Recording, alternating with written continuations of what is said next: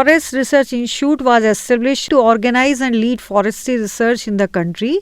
Initially, museum named Minor Forest Product and was set up with an aim to showcase different NTFPs and products from time to time gifted by forest officials, researchers and dignitaries, with the oldest dating back to the late 19th century. As we all are aware, NTFPs play an important role in livelihood generation. In India, more than 27% population depends on NTFPs for their subsistence and income, which contribute about 20 to 40% of the annual income of forest dwellers. Value addition of NTFPs is now promoted as an approach to rural development.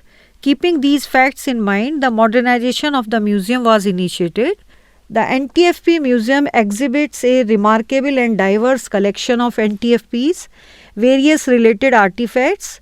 The collection holds around 2000 specimens of raw materials of different categories of NTFPs. Museum has a fascinating demonstration of 7 static models representing livelihood opportunities through important NTFPs.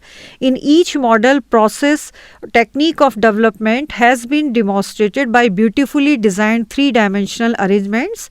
These models are utilization of leaves, sericulture, katha, plant fiber, processing of NTFPs, lac, essential and fatty oils.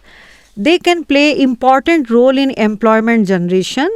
Museum showcases mahua and broom grass as a lifeline of poor tribes and marketing channels of NTFPs through creatively designed informative relief murals. A diorama depicting development of Ayurveda, ancient to present, beautifully depicts ancient and modern roots of Ayurveda. To give natural perspective of medicinal plants for identification purpose, wet preservation of 70 medicinal plants has been done.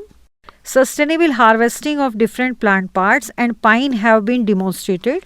One touch screen kiosk has been installed in the museum, brings interactive information of all displayed exhibits to visitors. 27 bamboo species and some products are displayed. The collection provides a live reference of samples for education institutions, researchers, naturalists and public at large.